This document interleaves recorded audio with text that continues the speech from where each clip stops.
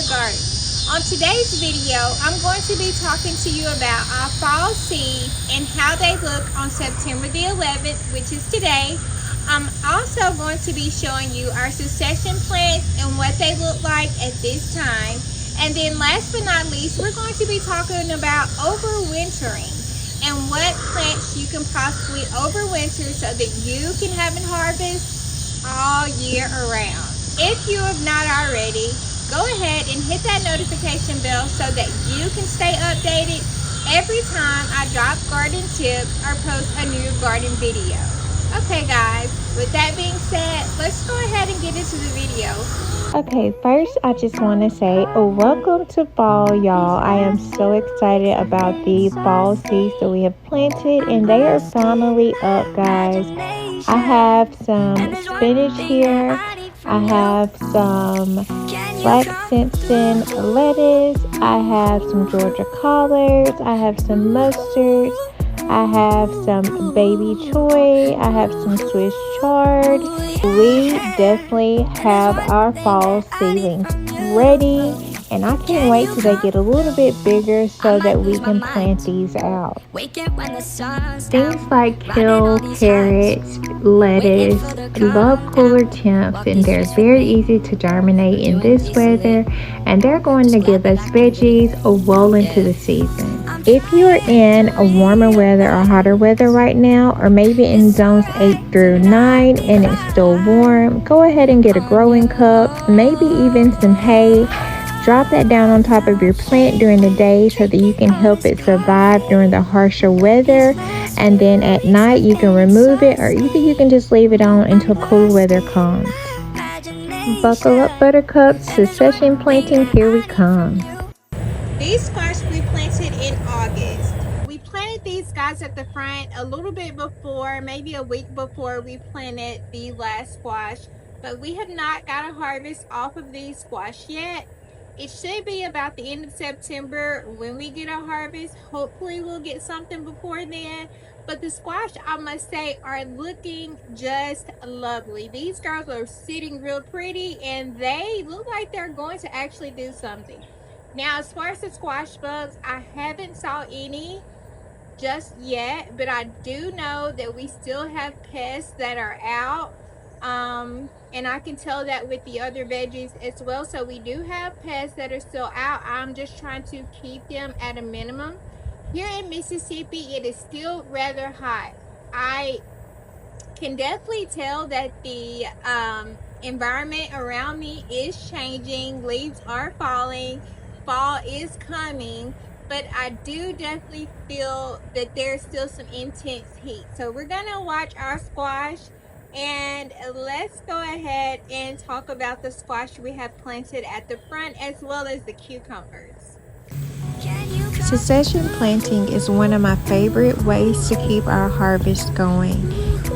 Basically, you are planting your plants in a staggering motion so that when one plant finishes, you're able to plant another crop and also get a harvest off that crop as well before fall comes. So this is a good way to ensure that you get all of the veggies that you're trying to get.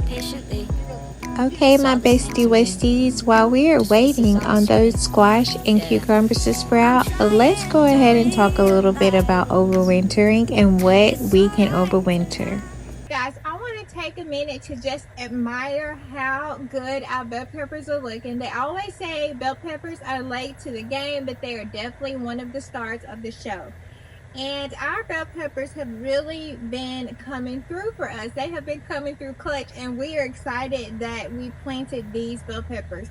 Every time I need a bell pepper or onion, I just come right here, out here, and I pull one off. And y'all, they just take your meals to another notch, and I love it. We have bell peppers all along. I think this is going to be a red bell pepper, but we have bell peppers all along the vine. And we have some here. It's about 5 over here. It's about 5 over here. We have banana peppers. Now, I planted all bell peppers. I don't know how this happened, but somehow we have one of these guys. I don't even know what this is. I don't know if this is a hot pepper, which we don't eat hot peppers here. I don't even buy these type of peppers. I have never bought these type of peppers. So I am really wondering how this pepper even made it into the mix of all the bell peppers that we have. Now I have about, I want to say about 40 bell pepper plants, and these are all bell pepper plants that I actually save seeds from, buying peppers from the store and just saving seeds throughout the year, knowing that I was going to plant them during the summer. So idea, okay? Are you hearing all the things? I saved the seeds. So there you go. If you get something from the store that you can save the seeds from so that you can plant next summer, this is just one less thing that you will have to buy. Think about that. Save the seeds. It doesn't take a lot of room up. Slide them into a drawer. Keep them nice and dry. And next summer, you'll have them to plant. Now, bell peppers are going to be one of our plants that you can overwinter. I am going to show you some plants that I've already put in 2 planters that we're going to be overwintering this year. And I'll let you guys know an update of how they actually will turn out for next year. But I'm going to show you those plants, and I'm going to slide in a clip in 3, 2, and 1. Fun fact, a lot of people do not realize this, but bell peppers and other peppers as well are perennial plants.